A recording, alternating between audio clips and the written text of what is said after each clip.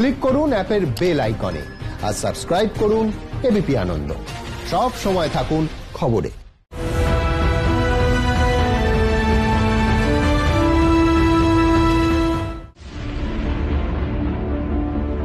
370 ধারা তোলার পর ফের একবার ভারত পাকিস্তান সীমান্তে উত্তেজনার আবহ।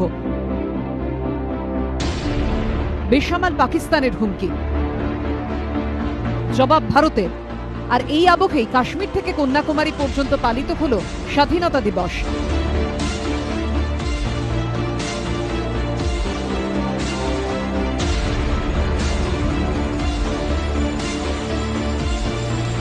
লালকেল্লা থেকে পাকিস্তানের নাম না করে মোদিও দ্ব্যর্থহীন ভাষায় বুঝিয়ে দিলেন সন্ত্রাসবাদ বরদাস্ত করা হবে না। भारत आतंक फैलाने वालों के खिलाफ मजबूती के साथ लड़ रहा है। विश्व के किसी भी कोने में आतंक की घटना ये मानवतावाद के खिलाफ छेड़ा हुआ युद्ध है और इसलिए मानवतावादी शक्तियां विश्व भर की एक हो। आतंकवाद को पनाह देने वाले, आतंकवाद को प्रोत्साहन देने वाले, आतंकवाद को एक्सपोर्ट करने वाले ऐसी सारी ताकतों को दुनिया के सामने उनके सही स्वरूप में प्रस्तुत करना, दुनिया की ताकत को जोड़ करके आतंकवाद को नष्ट करने की प्रयासों में भारत अपनी भूमिका अदा करे, उसके लिए हम चाहते हैं। কিন্তু বালাকোটে ভারতের মোক্ষম জবাব হোক কিংবা আন্তর্জাতিক দুনিয়ার সামনে মাথা হেট হয়ে যাওয়া, এই সব কিছুর পরও পাকিস্তান আছে পাকিস্তানি। ফের একবার জঙ্গি ঢোকানোর চেষ্টা, ফের সীমান্তে সংঘর্ষ বিরতি লঙ্ঘন করে গুলি চালানো। There have been attempts by Pakistan to push in some infiltrators across the line of control. Such infiltration attempts have also been supported by ceasefire violations. Pakistan has also been attempting to push in terrorists in the hinterland. Our counter-terrorism grid in the hinterland and a multi-tiered counter-infiltration grid along the line of control are effective, and we have been able to ensure peace and security both along the line of control as also in the hinterland. আর সব মিলিয়ে ফের একবার সীমান্তে বারুদের গন্ধ, উত্তেজনা বাড়িয়ে লাগাতার হুমকি দিয়ে চলেছেন পাকিস্তানের প্রধানমন্ত্রী ইমরান খান। ईंट का जवाब हम पत्थर से देंगे और आपको इंशाअल्लाह, आपको अब वक्त आ गया कि आपको एक सबक सिखाएंगे। पाल्टा जवाब दिए भारतও। अगर कुछ कार्रवाई करनी पड़ेगी तो हम लोग सतर्क हैं और हम तैयार हैं। हम सदा सतर्क रहते हैं, हम सदा तैयार रहते हैं। किसी तरह की कार्रवाई होगी तो हम उसके लिए तैयार हैं। ऐसे स्टेटमेंट से हमें कोई फिक्र करने की जरूरत नहीं है। এই প্রেক্ষাপটে সন্ত্রাসবাদ শায়েস্তা করতে কঠোর বার্তা দিয়েছেন প্রধানমন্ত্রী। লালকেল্লা থেকে তিনি জানিয়ে দিয়েছেন দেশের 3 সুরক্ষা বাহিনীর সমন্বয়ে তৈরি হবে নতুন chief of defence staff board. आज जिस प्रकार से टेक्नोलॉजी ड्रिवन व्यवस्थाएं बन रही है, तब भारत को भी टुकड़ों में सोचने से नहीं चलेगा। हमारी पूरी सैन्य शक्ति को एक मुश्त होकर के एक साथ आगे बढ़ने की दिशा में काम करना होगा।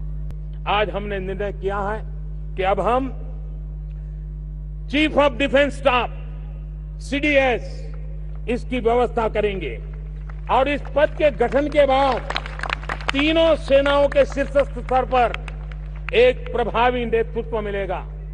हिंदुस्तान के सामरिक दुनिया की गति में ये सीडीएस एक बहुत अहम और रिफॉर्म करने का जो हमारा सपना है उसके लिए बल देने वाला काम है। আর পাকিস্তানের সঙ্গে ফের একবার সংঘাতের আবহেই দেশবাসী এদিন আরো একবার বরণ করেছে দেশের এক বীর সন্তানকে। তিনি অভিনন্দন বর্তমান, ভারতীয় বায়ুসেনার উইং কমান্ডার, যাকে বীরচক্র সম্মানে ভূষিত করল দেশ। যুদ্ধক্ষেত্রে বীরত্ব প্রদর্শনের জন্য দেশের 3য় সর্বোচ্চ পুরস্কার বীরচক্র, পরমবীর চক্র, মহাবীর চক্র, আর তারপরেই আসে বীরচক্র সম্মান। অভিনন্দন বর্তমান সাহসিকতার আরেক নাম। আসমুদ্র হিমাচলের অবিসংবাদী নায়ক তিনি।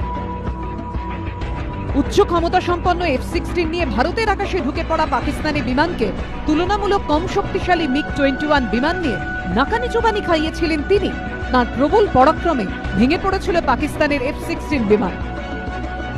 চলতি বছরের 15ই ফেব্রুয়ারি জম্মু কাশ্মীরের পুলওয়ামায় সিআরপিএফ এর কনভয়ে আত্মঘাতী হামলা চালায় জৈশ-ই-মোহাম্মদ।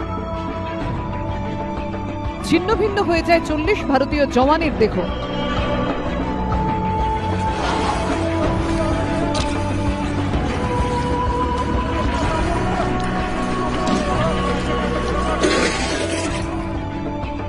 এরপর থেকেই জঙ্গি হামলার বদলার দাবিতে ফুঁসছিল গোটা দেশ। দেশবাসীকে আশ্বস্ত করেছিলেন প্রধানমন্ত্রী, বলেছিলেন ধৈর্য ধরতে। हमारे सुरक्षा बलों को पूर्ण स्वतंत्रता दे दी गई है। मैं आतंकी संगठनों को और उनके सरपरस्तों को कहना चाहता हूं कि वे बहुत बड़ी गलती कर चुके हैं।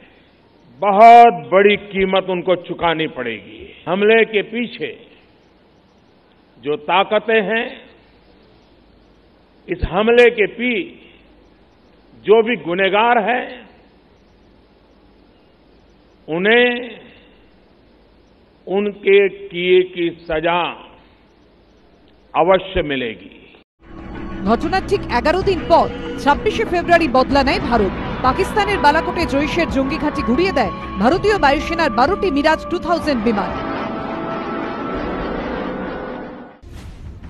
ঠিক পরের দিন 27শে ফেব্রুয়ারি ভারতের আকাশসীমায় ঢুকে পড়ে পাকিস্তানি F-16 যুদ্ধ বিমান। আকাশপথে পাক হামলা বানচাল করতে আকাশে উড়ে যায় ভারতীয় বায়ুসেনার MiG-21 বাইসন ও সুখোই 30 যুদ্ধ বিমান, যার একটির ককপিটে ছিলেন ভারতীয় বায়ুসেনার উইং কমান্ডার অভিনন্দন বর্তমান। সূত্রের খবর, সেদিন অভিনন্দনদের নির্দেশ দেওয়া হয়েছিল ভারতের আকাশে অনুপ্রবেশকারী পাকিস্তানি যুদ্ধবিমানকে ধ্বংস করে দিতে হবে। যেমন নির্দেশ তেমনই কাজ। বুদ্ধিমত্তার জোরেই MiG-21 বাইসনের মতো 3rd জেনারেশনের বিমান দিয়ে F-16 এর মতো 4th জেনারেশনের বিমানকে ধ্বংস করে দিয়েছিলেন ভারতীয় বায়ুসেনার উইং কমান্ডার অভিনন্দন বর্তমান। जब विंग कमांडर अभिनंदन एयरबॉर्न हुए थे, हवा में आए थे, तो वो मेरे कांटेक्ट में आए थे। मैं उनसे बातचीत कर रही थी।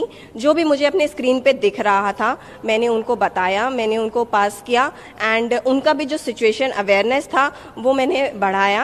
And Wing Commander Abhinandan has launched offensive on the most appropriate target which he watched on his screen and then I saw कि मेरे स्क्रीन पर एक F-16 का जो ब्लिप है वो गायब हो गया, गिर चुका था। কিন্তু তারপরেই ঘটে বিপত্তি। ধ্বংস হয়ে যায় অভিনন্দন বর্তমানের MiG-21 বাইসনটিও। বিপদ বুঝে পাইলটের সিট থেকে ইজেক্ট করেন তিনি। এরপরই তৈরি হয় নতুন এক ইতিহাস। সূত্রের খবর, ভারতীয় বায়ুসেনার যে MiG-21 বাইসন যুদ্ধ বিমানটি অভিনন্দন বর্তমান চালাচ্ছিলেন সেটি পাক অধিকৃত কাশ্মীরের হুরুন গ্রামে ভেঙে পড়ে। বিমান থেকে প্যারাশুটে করে নেমে আসেন ভারতীয় উইং কমান্ডার।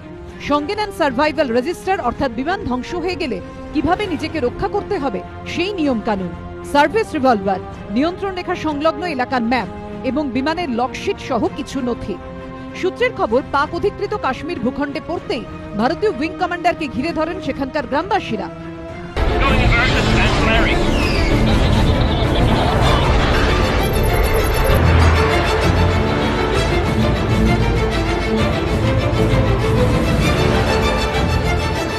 भाईजान, भाईजान, वसीम, जल्दी आओ।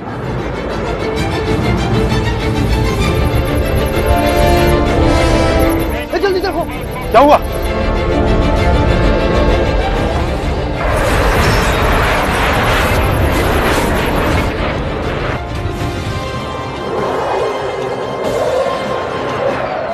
क्या हुआ? अरे देख, उस प्लेन में से पैराशूट से निकला कोई।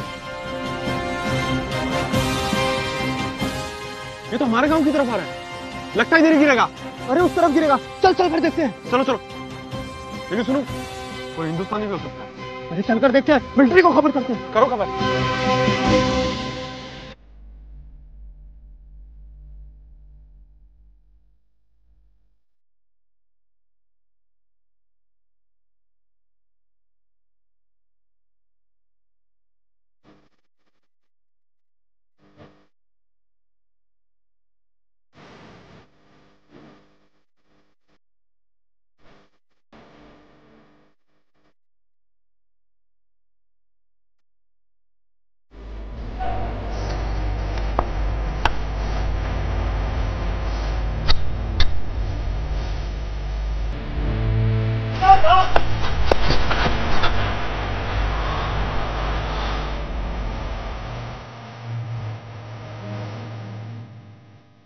भारत है या पाकिस्तान? भारत है। भारत माता की जय। भारत माता की जय। जय हिंद। ये भारत का कौन सा इलाका है? किला गांव है जी। পিঠ ও পায়ের ব্যথায় তখন কাতরাচ্ছেন অভিনন্দন। তাকে ঘিরে ধরা জনতার কাছ থেকে একটু খাবার জল চান, কিন্তু তখনই উপস্থিত পাকিস্তানিরা পাকিস্তান জিন্দাবাদ বলে স্লোগান দিতে শুরু করেন।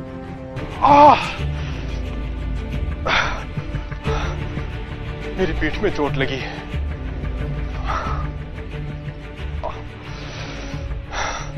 शायद मेरी बैक टूट गई।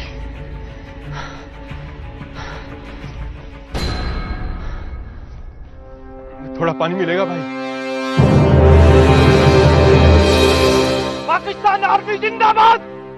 पाकिस्तान आर्मी जिंदाबाद! पाकिस्तान आर्मी जिंदाबाद! जिंदाबाद! पाकिस्तान आर्मी जिंदाबाद!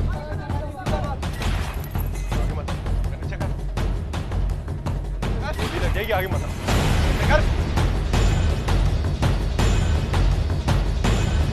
आगे आगे मत आना।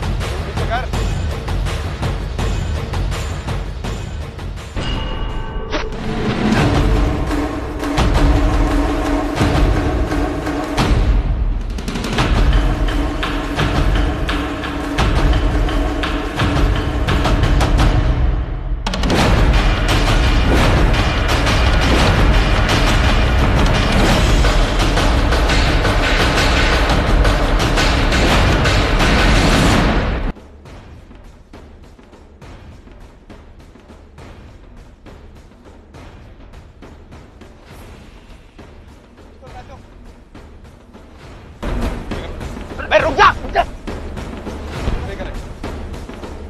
देखो देखो अपनी पिस्तौल नीचे करो। देखो कर रहे आ जाओ आराम से देखो हम कुछ नहीं करेंगे। अरे अरे गन नहीं चलो ভেঙে পড়া মিগ-21 বাইসনের লকশিটটি তিনি একটি নালায় ভাসিয়ে দেন।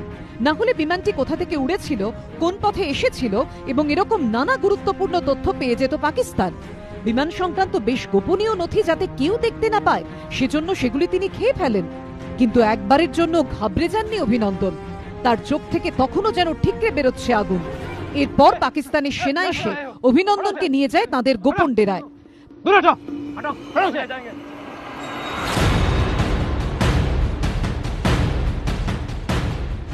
ততক্ষণে পাকিস্তান দাবি করেছে ভারতের এক পাইলট তাদের হাতে বন্দী হয়েছে।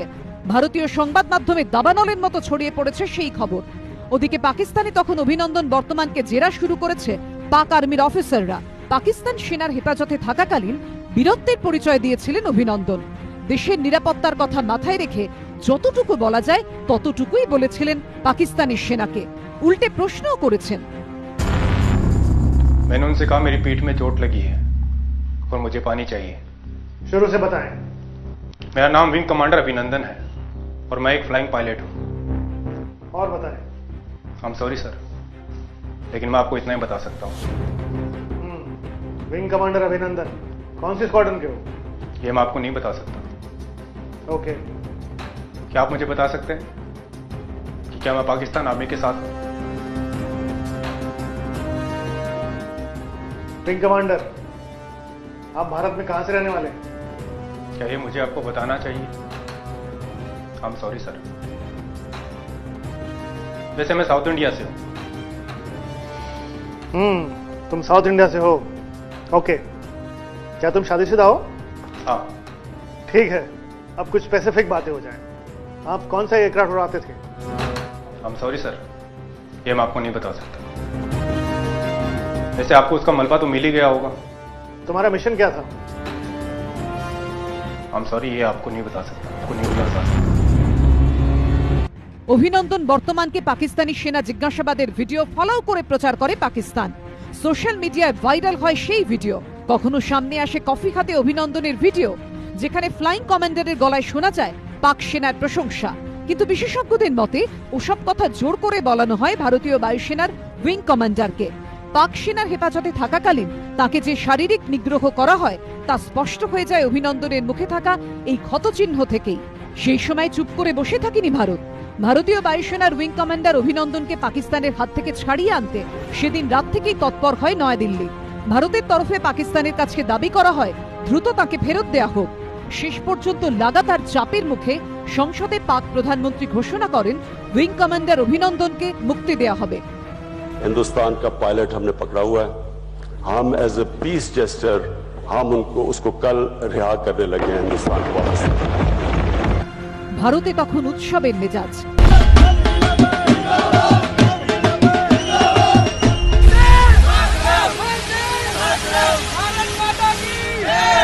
প্রায় 7 ঘন্টা শত্রুপক্ষের ডেরায় থেকে 1 মার্চ শুক্রবার অভিনন্দন যখন ওয়াঘা আচারি সীমান্ত দিয়ে এদেশে ঢুকছেন, তখন তার বীরত্বে বুকের ছাতি চওড়া হয়ে গিয়েছে 130 কোটি ভারতবাসী। গোটা দেশ যেন অভিনন্দন জ্বরে আক্রান্ত। हिंदुस्तान अब चुप नहीं बैठेगा। ये नया हिंदुस्तान है, ये अंदर में घुसेगा भी और मारेगा। 47 হোক 65 কিংবা 71, যুদ্ধে বারবার ভারতের কাছে পর্যুদস্ত হতে হয়েছে পাকিস্তানকে।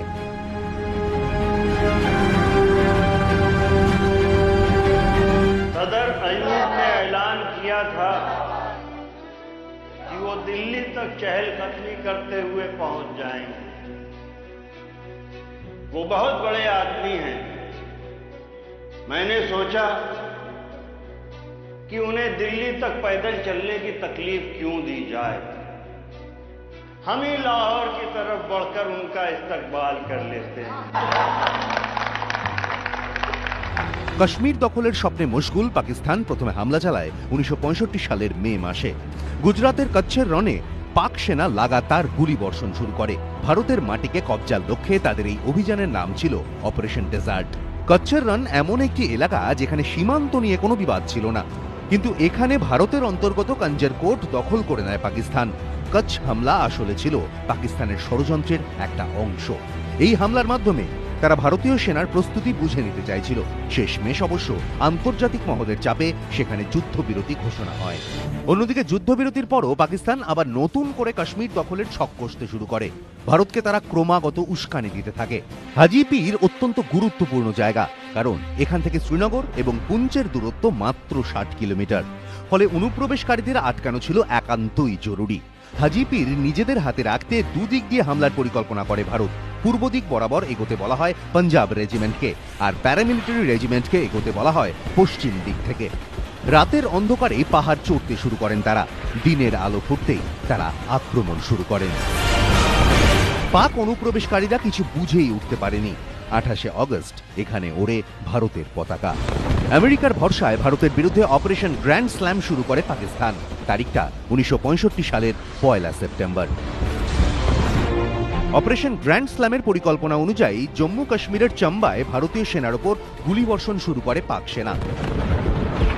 এই পরিস্থিতিতে একদিন সাউথ ব্লকের একটি গোপন কক্ষে প্রতিরক্ষামন্ত্রী YB চৌহানের সঙ্গে বৈঠকে বসেন জেনারেল JN চৌধুরী এবং এয়ার মার্শাল অর্জুন সিংহ। जनरल चौधरी, छम में फौज पाकिस्तान को रोक क्यों नहीं पा रही? सर, पाकिस्तान अपनी हैवी आर्टिलरी के साथ आगे बढ़ रहा है। हमारी आर्टिलरी इसलिए आगे नहीं बढ़ पा रही क्योंकि आगे पुल कमजोर है। सर, हमें पाकिस्तान की तोपों को रोकने के लिए अपनी एयरफोर्स से बमबारी करवानी पड़ेगी।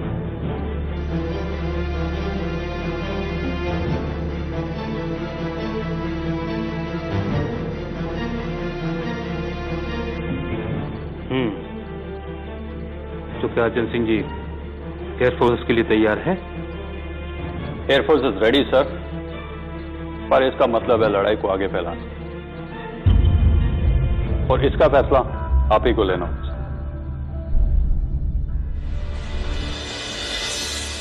মন্ত্রিসভার অনুমতি ছাড়া বায়ুসেনাকে কাজে লাগানো ছিল অত্যন্ত গুরুত্বপূর্ণ সিদ্ধান্ত। প্রতিরক্ষামন্ত্রী YB চৌহান সেই সিদ্ধান্তটাই নিয়ে ফেললেন।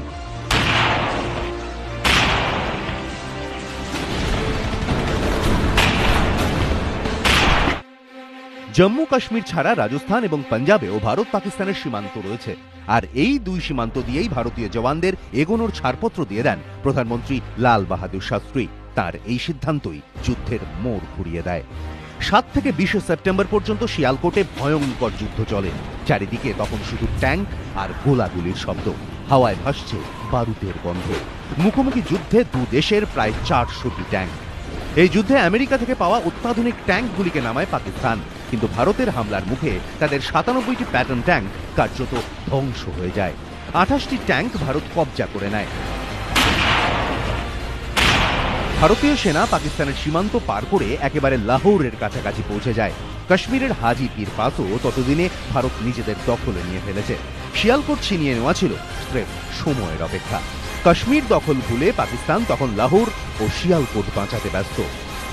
আমরা যখন ঢুকলাম তখন রাত্রির 1টা, তখন অবশ্য সময়ের খেয়াল থাকতো না, তখন রাত্রির 1টা-2টো বেজে গেছে হয়তো।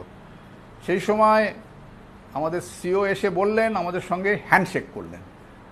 স্যার রাত 1টার সময় হ্যান্ডশেক করছেন কেন? বললো, দেখো তোমাদের আমি অনেক বকাবকি করেছি, কালকের দিনটা পার হলে আবার তোমাদের বকতে শুরু করব। কালকের দিনটা যদি পার না হয় সেই জন্য তোমাদের সঙ্গে আমি হ্যান্ডশেক করব, এইটাও মনে আছে আমার। শেষমেশ এই বিষয়ে হস্তক্ষেপ করে রাষ্ট্রপুঞ্জ। 20 সেপ্টেম্বর রাষ্ট্রপুঞ্জের নিরাপত্তা পরিষদে যুদ্ধবিরতির প্রস্তাব পেশ করা হয়। 22 সেপ্টেম্বর ভারত পাক যুদ্ধবিরতির নির্দেশ জারি হয়। আন্তর্জাতিক চাপের মুখে পাকিস্তানের তৎকালীন প্রেসিডেন্ট আইয়ুব খান রেডিওয়ে যুদ্ধবিরতির কথা ঘোষণা করেন। ভারত পাকিস্তানের মধ্যে যুদ্ধবিরতি হয়ে যায়। বায়ুসেনার হামলে থেকে বাঁচতে ব্ল্যাকআউট অর্থাৎ ঘরের আলো নিভিয়ে রাখার আর প্রয়োজন ছিল না। তবে পাকিস্তানের 710 বর্গ কিলোমিটার অর্থাৎ দিল্লির অর্ধেক আয়তনের এলাকা তখনও ভারতের কবজায়। আর তার থেকেও বড় কথা, পাকিস্তানের সবচেয়ে বড় শহর লাহোর কবজা করতে ভারতের আর মাত্র কয়েক ঘন্টা লাগত। লাহোর পুরোপুরি দখল না করাটাও লাল বাহাদুর শাস্ত্রীর যথেষ্ট বড় সিদ্ধান্ত ছিল, যা নিয়ে আজও বিতর্ক রয়ে গিয়েছে। রাতারাতি লাল বাহাদুর শাস্ত্রীর ইমেজটাই বদলে যায়। তখন তিনি এমন একজন প্রধানমন্ত্রী যার কাছে সমস্ত সমস্যার সমাধান আছে। সে সময় শাস্ত্রী যেখানেই যেতেন কাতারে কাতারে মানুষ তাকে অভ্যর্থনা জানাতে হাজির হতো।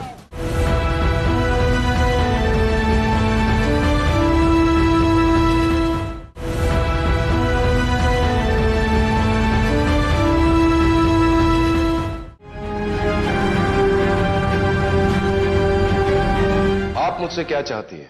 मैं चाहती हूँ हमारी आर्मी ईस्ट पाकिस्तान में दाखिल हो। आप इसका मतलब जानती हैं? इट्स वॉर, जंग। जंग हो तो हो, मुझे इसकी परवाह नहीं है। I don't mind if it is war. তারিখটা 1971-এর 25 এপ্রিল। এক উচ্চ পর্যায়ের বৈঠকে তৎকালীন প্রধানমন্ত্রী ইন্দিরা গান্ধী ভারতীয় সেনাপ্রধানকে বলেন, পাকিস্তানকে শিক্ষা দেওয়ার জন্য যুদ্ধে যেতে হলে তাই করতে হবে। তিনি কোনো কিছুর পরোয়া করেন না। ইন্দিরা গান্ধীকে এটা বলতে হয়েছিল কারণ অধুনা বাংলাদেশ বা তৎকালীন পূর্ব পাকিস্তানে সে সময় এমন ঘটনা ঘটছিল যার সরাসরি প্রভাব পড়ছিল ভারতের ওপর। শোনা যায় পশ্চিম পাকিস্তানের সরকার ও সেনার অত্যাচারে মৃত্যু হয়েছিল 3 লক্ষ মানুষের, যদিও অনেকে আবার বলেন নিহতের সঠিক সংখ্যা আরও বেশি। ইন্দিরা বুঝেছিলেন পূর্ব পাকিস্তানের সমস্যার সমাধান না হলে শরণার্থী সমস্যারও সমাধান হবে না। ইন্দিরা একদিকে ভারতীয় সেনাকে যুদ্ধের প্রস্তুতি শুরু করতে নির্দেশ দেন, অন্যদিকে আন্তর্জাতিক মহলে পাকিস্তানের ওপর চাপ তৈরির কূটনৈতিক প্রক্রিয়াও শুরু করে দেন। अगर अमेरिका की सरकार और अमेरिका के राष्ट्रपति हालात को काबू में नहीं ला सकते तो मुझे इनसे कहना पड़ेगा कुछ करने के लिए। How many people were killed according to your correspondence of British newspapers, of American newspapers, of French newspapers, Canadian newspapers, Arabian newspapers? The massacre began long before there was a single guerrilla. But it's a contribution to quietening the situation, as I say. No, what does quietening mean? Does it mean that we support the genocide? And do you think it can be stopped? Do you think people are going to sit aside and watch their women raped in front of them? And say that, no, we are going to quieten the situation? That's not quietness. That is the worst possible type of war, is the worst possible type of violence.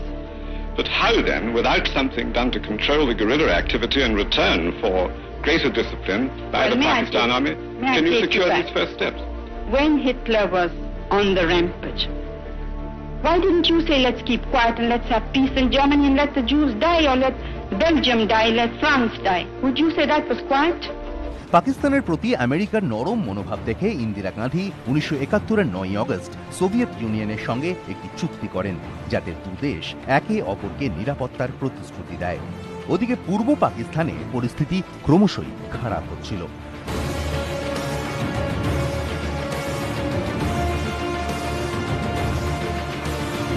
Police, paramilitary force, east Bengal regiment এবং east Pakistan রাইফেলসের বাঙালি জওয়ানরা পাক সেনাবাহিনীর বিরুদ্ধে বিদ্রোহের পথে হেঁটে নিজেদের স্বাধীন ঘোষণা করেন। সাহায্যের আশায় তারা তাকিয়েছিলেন ভারতের দিকে। একদিন জেনারেল জেকব আমাদের পরিদর্শন করতে এলেন, ভিজিট করতে এলেন, আমাদের ব্রিগেড হেডকোয়ার্টার্সে এলেন। আমার ব্রিগেড কমান্ডার তখন ছিলেন ব্রিগেডিয়ার তিওয়ারি। তো যখন পরিদর্শন করছিলেন এবং ব্রিগেড কমান্ডারের সঙ্গে কথা বলছিলেন, আমি তখন ওখানে দাঁড়িয়েছিলাম। ব্রিগেড মেজর ছিলাম, এর অর্থ যে আমি খুব ভালোভাবে স্টাফ কলেজে পাশ করে এসেছি। উনি পরিদর্শন করতে করতে আমার নেম প্লেট বললেন, রয় চৌধুরী। আমি বললাম, yes sir. You are Bengali? I said, yes. Do you speak Bengali? I said, yes. Next day, my posting order came. Next day, সকাল বেলা। তো আমার ব্রিগেড কমান্ডার এসে বললেন যে তুমি বাঙালি? আমি বললাম, হ্যাঁ স্যার। তো তুমি যাও ফোর্ট উইলিয়ামে। মুক্তিবাহিনী দাঁড় করানো হচ্ছিল। যত বাঙালি অফিসার ছিল সবাইকে ঝেঁটিয়ে, যে যেখানে ছিল এইসব জায়গায় ঝেঁটিয়ে একসঙ্গে করে ওখানে রাখা হলো। তার মধ্যেও আবার অনেক কমেডি আছে, যেরকম আমাদের যিনি সিনিয়র অফিসার ছিলেন মেজর জেনারেল VK গুপ্তা, ভালো অফিসার, আমাকে বলছেন, দেখ তো मैं बोल रहा हूं मैं बंगाली नहीं हूं, मेरे को खींच के ले आए यहाँ गुप्ता है तो गुप्तो। অন্যদিকে চীন ও আমেরিকার বরাভয়ে পাকিস্তান লাগাতার ভারতকে উস্কানি দিয়ে যাচ্ছিল। নভেম্বরের শেষ সপ্তাহে পাক বায়ুসেনার বিমান বারবার ভারতীয় সীমার মধ্যে ঢুকতে শুরু করে। ভারতের তরফে পাকিস্তানকে কড়া হুঁশিয়ারি দেওয়া হয়, কিন্তু তারপরও আচরণ বদল তো দূরের কথা, উল্টে পাক প্রেসিডেন্ট ইয়াহিয়া খান 10 দিনের মধ্যে যুদ্ধের হুমকি দেন। তারা ভাবতেও পারেননি যে ভারতীয় সেনা তার অনেক আগে থেকেই প্রস্তুতি শুরু করে দিয়েছে। 1971 সালের 3রা ডিসেম্বর পাকিস্তানের যুদ্ধবিমান ভারতের কয়েকটি শহরে বোমা বর্ষণ শুরু করে। এরপরই শুরু হয়ে যায় ভারত ও পাকিস্তানের মধ্যে তৃতীয় যুদ্ধ।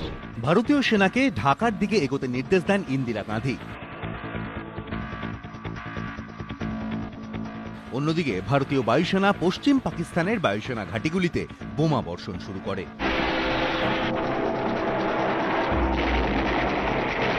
4 ডিসেম্বর 83 জন জওয়ানকে নিয়ে ভারতের লুঙ্গেওয়ালা পোস্টের দায়িত্বে ছিলেন মেজর কুলদীপ সিংহ চাঁদপুরি। ক্যাপ্টেন ধরমবীর তাকে বলেন, সীমান্ত পার থেকে একের পর এক ট্যাঙ্ক ভারতে ঢুকছে। এটা ছিল পাকিস্তানের ব্রিগেডিয়ার তারিক মীরের বাহিনী। কিন্তু এই 83 জনকে নিয়েই পাকিস্তানের বাহিনীকে রুখে দেন মেজর কুলদীপ সিংহ চাঁদপুরি। রাতে বায়ুসেনা তাকে সাহায্য করতে পারেনি। সকাল হতেই ভারতীয় বায়ুসেনার হান্টার যুদ্ধবিমান হামলা শুরু করে। বোমা বর্ষণ করে পাকিস্তানের একের পর এক ট্যাঙ্ক উড়িয়ে দেয় তারা।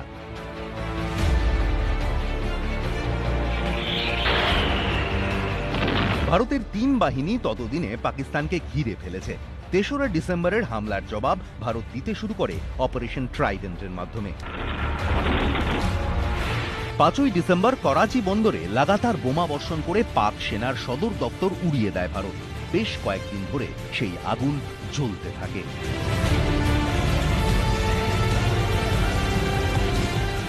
জবাব দিতে জলে নামে পাকিস্তানের রণতরী PNS গাজী, কিন্তু বিশাখাপট্টনমের কাছে ভারতের যুদ্ধজাহাজ INS রাজপুত পাকিস্তানের এই রণতরীকে ধ্বংস করে দেয়।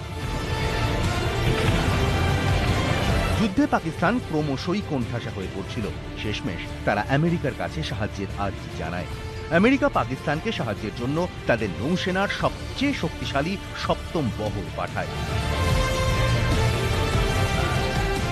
8ই ডিসেম্বর এই খবর পায় ভারত। কিন্তু ততদিনে সোভিয়েত ইউনিয়নের সঙ্গে ইন্দিরা গান্ধী সন্ধি সেরে ফেলেছেন। তাই ভারতকে সাহায্যের জন্য সোভিয়েত ইউনিয়নও প্রশান্ত মহাসাগর থেকে তাদের 10th অপারেটিভ ব্যাটেল গ্রুপকে ভারত মহাসাগরে পাঠায়।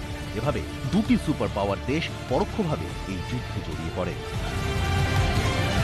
14ই ডিসেম্বর ঢাকায় পাক গভর্নরের বাসভবনে হামলা করে ভারতীয় সেনা। সে সময় পাক প্রশাসনের উচ্চপদস্থ আধিকারিকরা গোপন বৈঠকের জন্য জড়ো হয়েছিলেন। এই হামলায় পাক সেনার আত্মবিশ্বাস ধুলোয় মিশে যায়। পাকিস্তানকে আত্মসমর্পণ করানোর প্রস্তুতিও চলছিল। এর দায়িত্বে ছিলেন ভারতের ইস্টার্ন কমান্ডের লেফটেন্যান্ট জেনারেল জগজিৎ সিংহ অরোরা। তার সঙ্গে জেনারেল স্টাফ হিসেবে ছিলেন মেজর জেনারেল JFR জেকব। 16 তারিখ সকালে জেনারেল মানেক শ মেজর জেনারেল JFR জেকবকে নির্দেশ দেন ঢাকায় গিয়ে আত্মসমর্পণের প্রক্রিয়া শুরু করতে। उन्होंने कहा था सुबह का नाश्ता जैसलमेर में करेंगे, दोपहर का खाना जोधपुर में करेंगे और रात का दिल्ली में। वो कहते हैं कि नाश्ता जैसलमेर में करेंगे, आज नाश्ता हम उनका करेंगे। কাশ্মীর থেকে 370 ধারা তোলা ঘিরে ফের একবার ভারত পাকিস্তান সীমান্তে সংঘাতের আবহের মধ্যেই বৃহস্পতিবার দেশ জুড়ে সাড়ম্বরে পালিত হয়েছে ৭৩তম স্বাধীনতা দিবস। লালকেল্লায় পতাকা তুলেছেন প্রধানমন্ত্রী।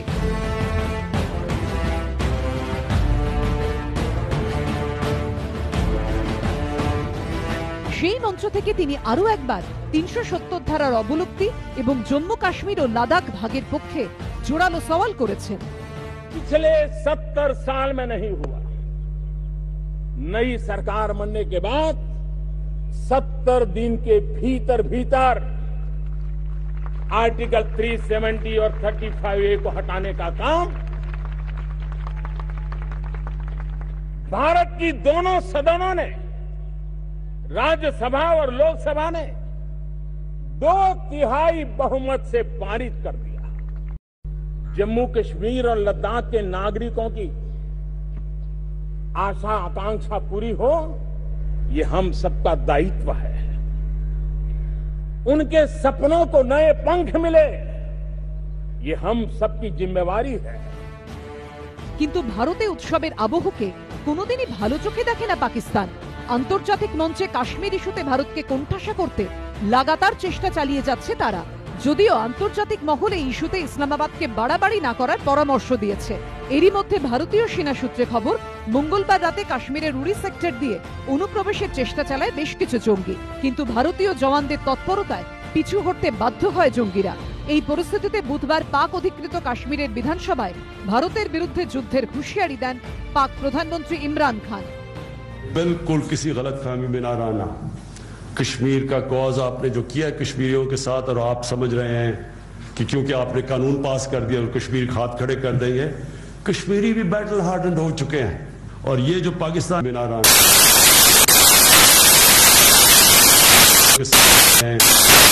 कि क्योंकि आप कर देंगे, सबक सिखाएंगे। যদিও কাশ্মীর ইস্যুতে আমেরিকা, রাশিয়ার মতো মহাশক্তিধর দেশগুলি ইসলামাবাদের পাশে দাঁড়ায়নি। দুই প্রতিবেশী দেশের মধ্যে আলোচনায় মধ্যস্থতা করবেন না বলে জানিয়ে দিয়েছেন আমেরিকার রাষ্ট্রপতি ট্রাম্প। ভারতের পাশে দাঁড়িয়েছে রাশিয়া, ইসরায়েলের মতো দেশ।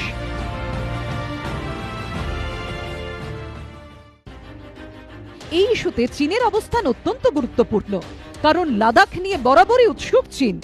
অন্যদিকে 370 ধারা বিলোপের পর থেকে কাশ্মীর নিয়ে সংঘাতের পথে হাঁটছে পাকিস্তান। সম্প্রতি একটি পাক টিভিকে দেওয়া সাক্ষাৎকারে পাকিস্তানের বিদেশমন্ত্রী শাহ মেহমুদ কুরেশি বলেন, আবেগ প্রকাশ করা খুব সহজ, তার চেয়েও সহজ কোনো কিছুর বিরোধিতা করা, কিন্তু পরিস্থিতি বুঝে ঠিকমতো এগোনো অনেক কঠিন কাজ। রাষ্ট্রপুঞ্জের নিরাপত্তা পরিষদ হাতে মালা নিয়ে আমাদের স্বাগত জানানোর জন্য দাঁড়িয়ে নেই। 5টি স্থায়ী সদস্য দেশের মধ্যে যে কেউ যে কোনো মুহূর্তে বেঁকে বসতে পারে, তাই মূর্খের স্বর্গে বাস না করাই উচিত। তাৎপর্যপূর্ণভাবে পাকিস্তানি বিদেশমন্ত্রীর এই বার্তা দেওয়ার পর ইসলামাবাদের বন্ধু চীনও এখন নিরাপত্তা পরিষদকে এই ইস্যুতে বৈঠকের জন্য সওয়াল করছে। চীনের অবস্থান দেখে সঙ্গে সঙ্গে হুঙ্কার দিতে শুরু করেছে পাকিস্তানও। ये जो जंग होगी, ये आज हम दुनिया की कम्युनिटी को मैसेज बार बार दे रहे हैं, आप जिम्मेदार होंगे।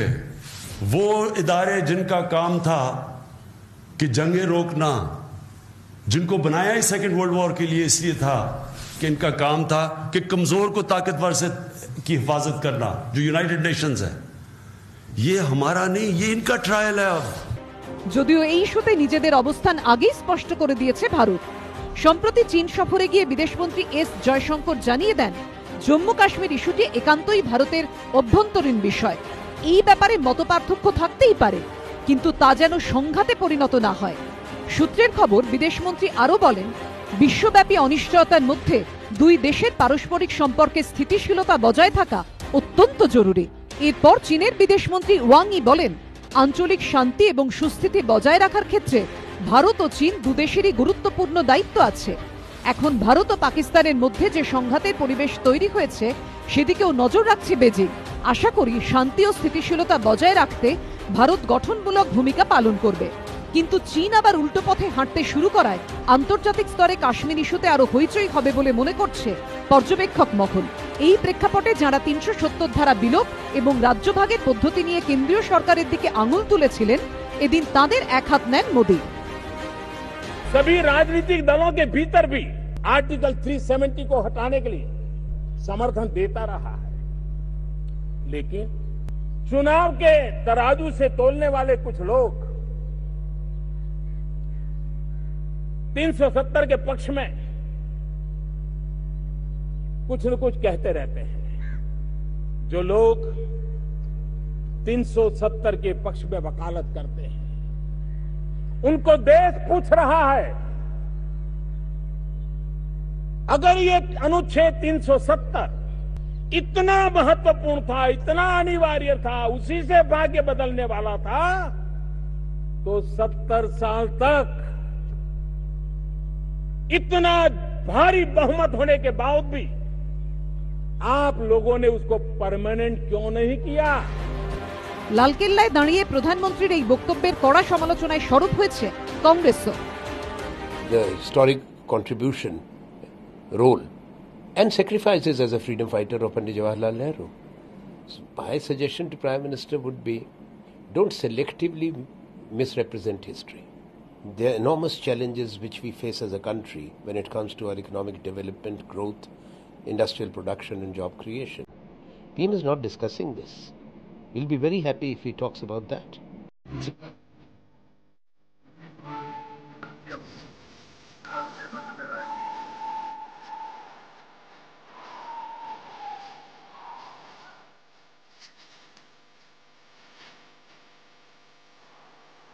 রাজনৈতিক বাকযুদ্ধ চলবেই, কিন্তু সবার উপরে দেশ, আর তাই দেশ জুড়ে উৎসবের আমেজে পালিত হলো স্বাধীনতা দিবস।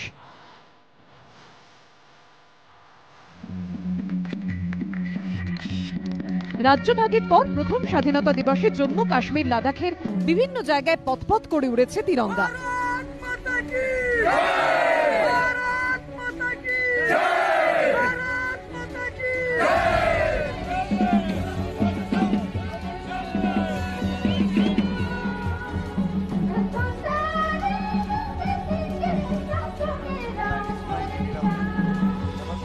সর্বত্র জাতীয় পতাকা উত্তোলনের সরকারি নির্দেশ পৌঁছে গিয়েছিল জম্মু কাশ্মীরের প্রতিটি জেলা থেকে শুরু করে পঞ্চায়েতে।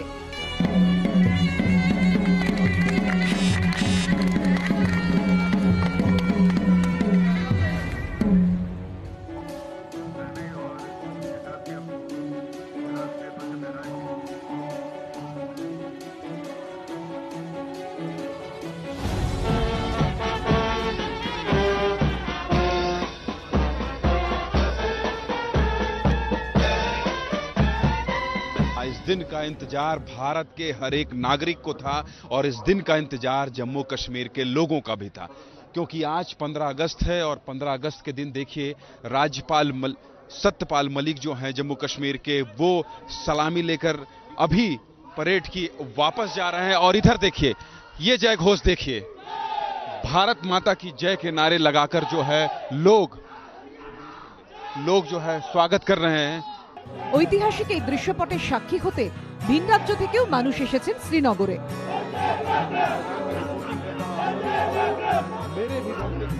पीएम मोदी जी ने, मैं उनको बहुत बहुत थैंकफुल करती हूँ कि जो 370 रिमूव किया है उसकी खुशियों के लिए। और जैसे कश्मीर में भले ही कर्फ्यू लगे लेकिन फिर भी मुझे यहाँ पे आना था और आज मैं यहाँ पे आई हूँ। यहाँ एक तिरंगा लहराने के लिए, आज जो 15 अगस्त का दिन है वो यहाँ मनाने के लिए, हमारे कश्मीरी भाइयों के साथ यहाँ मनाने के लिए आए हैं। यहाँ और कुछ लोग हैं, उनसे भी बात करने की कोशिश करते हैं। आप कहाँ से आए हैं?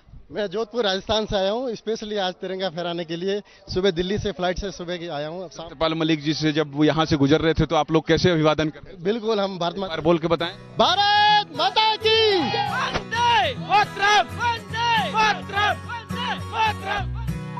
স্টেডিয়ামের বাইরেও অনেককে দেখা গেছে যারা এসেছেন ভিন রাজ্য থেকে স্রেফ কাশ্মীরের বুকে স্বাধীনতা দিবস উদযাপন করবেন বলে।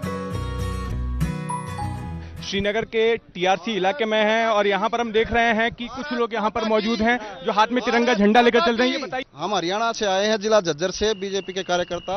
यहाँ अमन शांति का पैगाम लेकर, सौहार्द और सद्भावना का पैगाम लेकर हम चाहते हैं कि जब धारा 370 हटी है तो और कश्मीर एक विकास के नए रास्ते पर बढ़े, यहाँ विकास की नई ऊंचाइयां छुए, विकास के नए युग की शुरुआत हो। এদিন শ্রীনগরে স্টেডিয়ামে স্বাধীনতা দিবসের অনুষ্ঠানে কাশ্মীরি তরুণ তরুণীদের উপস্থিতি ছিল চোখে পড়ার মতো।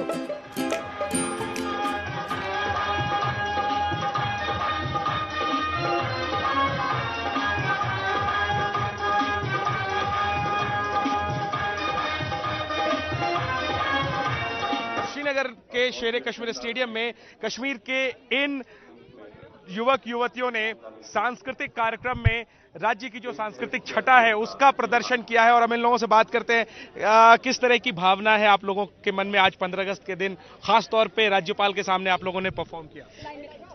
बहुत अच्छी फीलिंग है बिकॉज हमने फर्स्ट टाइम यहाँ पे परफॉर्म किया है। आप कहाँ से हैं, आप क्या कहना चाहिए? सर मैं जम्मू से और मैं बहुत ही खुश नसीब हूँ जो मुझे इस कार्यक्रम को करने का मौका मिला। ये कि आफ्टर 370, जी हम जम्मू से हैं, आफ्टर 370 के ब्रेक होने के बाद हम पहली बार परफॉर्म कर रहे हैं तो ये इस वजह से भी थोड़ा खास बन जाता है। क्या क्या क्या दिखाया आप लोगों ने कल्चरल प्रोग्राम में? हमने अपने जम्मू का डोगरी डांस, लद्दाख का डांस और कश्मीरी डांस, इनका एक फ्यूजन बना के हमने यहाँ पे एक बच्चों का एक परफॉर्मेंस पेश की हुई है हमने। আর এবার পালা আমাদের রাজনৈতিক ব্যঙ্গচিত্রের। দেখে প্রাণ খুলে হাসতে পারেন, কোনো আপত্তি নেই, কিন্তু ওই কেস দেবেন না প্লিজ। দেখুন। কেস দেবেন না প্লিজ।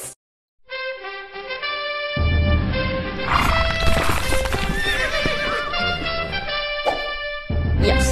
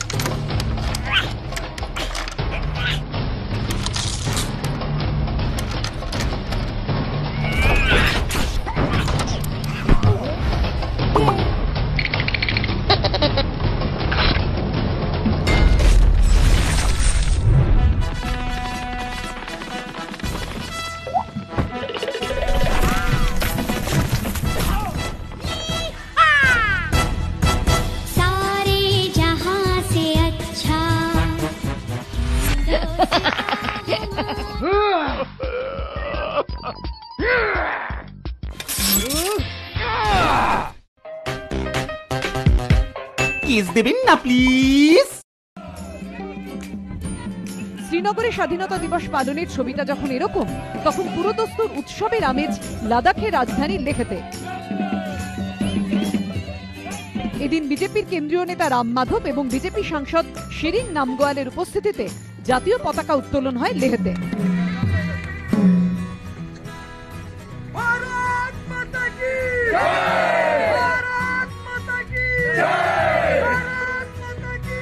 এরপর সাংস্কৃতিক অনুষ্ঠান,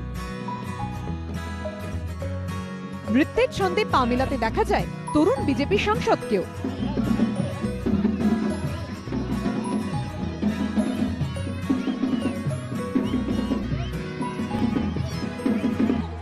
ये खुशी जो है पूरे लद्दाख वासियों में कितना खुशी है उसका एक झलक था। हकीकत खुशी जो है नाच गान, आंखों की खुशी शब्दों से भी बयान नहीं कर सकते कितना खुशी लद्दाख के वासियों में है। लोगों का जोश जो है वो सब नहीं बिल्कुल कम नहीं होगा, अभी तो हाई जोश पे चल रहा है। Of course, today is our Independence Day. We are all celebrating all over the country, but it's a special Independence Day for the people of Ladakh. They are celebrating this Independence Day as a people of a union territory. This has been a long-standing demand of the people of this region. And the Prime Minister Modi and Amit Shah today, their dreams have been fulfilled.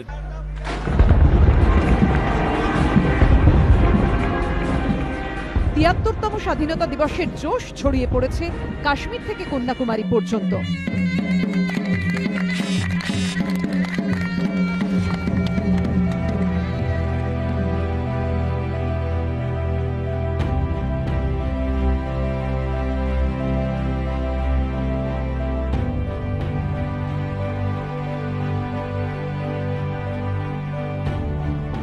বহু কাঙ্ক্ষিত যে স্বাধীনতা লক্ষ লক্ষ দেশবাসী রক্ত ঝরানোর মধ্য দিয়ে আমরা 1947 সালে পেয়েছিলাম, সেই স্বাধীনতা উদযাপনের পালা।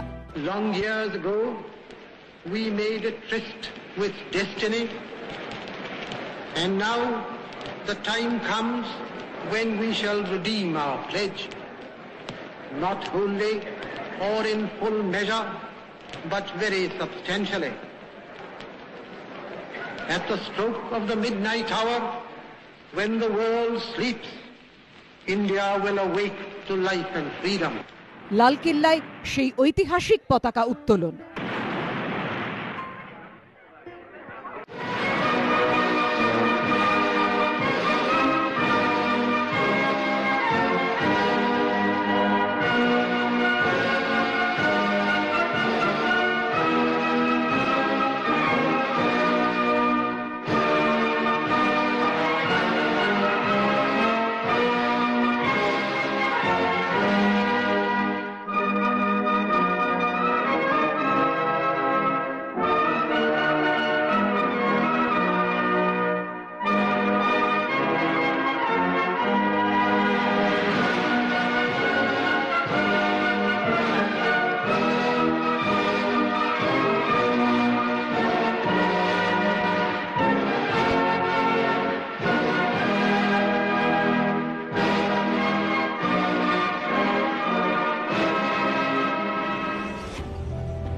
বহু কষ্টে অর্জিত সেই স্বাধীনতার সুফল আজ ভোগ করছে গোটা দেশ, আর তাই এই দিনটা ভারতবাসীর কাছে সবচেয়ে আনন্দের, গর্বের।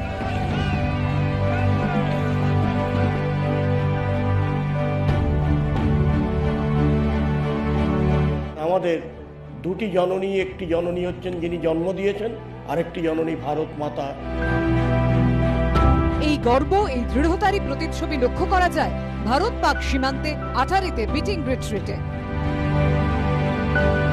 ওদের মার্চের দিকে একবার দেখুন, দুটি হাত এক পাশ থেকে দেখলে মনে হয় যেন একটা হাত যাচ্ছে। সেই মেয়েরা যাদের আমরা নাম দিয়েছি সীমা সুরক্ষা বাহিনীর বীরাঙ্গনা, সেই বীরাঙ্গনারা আজকে প্রথমে যে এই অনুষ্ঠানের প্রথম পর্যায়টা তারা সেখানে সমাপ্তি করলেন গেটের কাছে। এবার আসবে আমাদের যে টলিটা রয়েছে পেছনে, যারা সেরিমোনিয়াল ড্রেসে, তারা এবার ওখানে আসবে। তারা এগিয়ে আসছে দুজন করে। মার্চটা দেখুন, পদক্ষেপটা দেখুন, মানে বলিষ্ঠ, সুদৃঢ়, দক্ষ। এই এবং এদের মধ্যে হয়তো দেখে মনে করবেন যে এরা বোধহয় খালি এইটুকুই করে না, প্রত্যেকটা ছেলে মেয়েকে দিনে অন্ততপক্ষে 8 থেকে 10 ঘন্টা ট্রেনিং নিতে হয়। ওদিকে রেঞ্জার্সরাও তারা শুরু করে দিয়েছে তাদের ড্রিল। দুইজন করে আস্তে আস্তে এগিয়ে আসছেন, নিজের নিজের জায়গায় দাঁড়াবেন। ওদিক দিয়ে পাকিস্তান থেকে রেঞ্জার্সরা যারা আছে তাদেরও দেখুন, তারা ওপার থেকে নিজের নিজের জায়গা নিচ্ছেন। ওই সেই বিএসএফের দক্ষ ছেলেরা যারা আজকে এই ঝান্ডা লোয়ারিংয়ে ঝান্ডা নামানোর জন্যে তাদের আজকে এই গুরু দায়িত্ব দেওয়া হয়েছে, এই বিশাল এবং আমি বলবো পবিত্র দায়িত্ব। কেননা ভারত মাতা এবং ভারত মাতার যে প্রতীক, যে ঝান্ডা, তার জন্যে যারা আমরা ইউনিফর্মে বর্ডারে থাকি কিংবা সেনাবাহিনী কিংবা যারা আমরা ইউনিফর্ম সাথে পুলিশ হোক, প্যারামিলিটারি হোক অথবা আর্মি, তারা জীবন দান করতে পারে সেই ঝান্ডার সম্মানের জন্যে।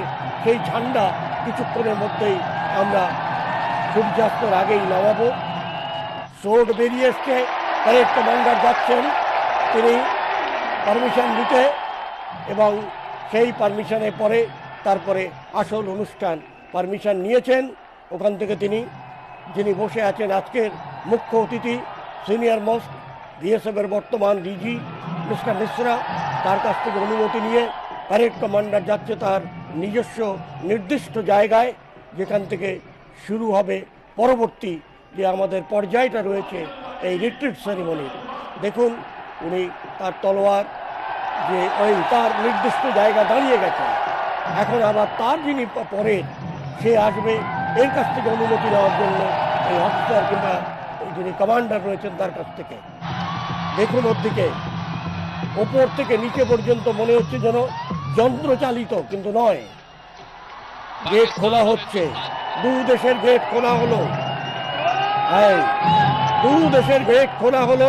ওপারে রেঞ্জার্সদের কিছু দূরে গেলেই লাহোর, আটারি, ওয়াঘা, এই দুই দেশের যারা এখানকার লোকাল কমান্ডার যারা আজকে ঝান্ডা নামাবেন, নিজেদের মধ্যে হ্যান্ডশেক করলেন, পারমিশন নেওয়া হচ্ছে, এবং প্যারেড কমান্ডার অনুমতি দিলেন যে করো। ছেলেটি এগিয়ে যাচ্ছে, এইবার শুরু হবে সেই ক্ষণ, যে ঝান্ডা নামানোর যে মুহূর্তটা, সেই মুহূর্তটা এখন কিছুক্ষণের মধ্যেই, কয়েক সেকেন্ডের মধ্যেই।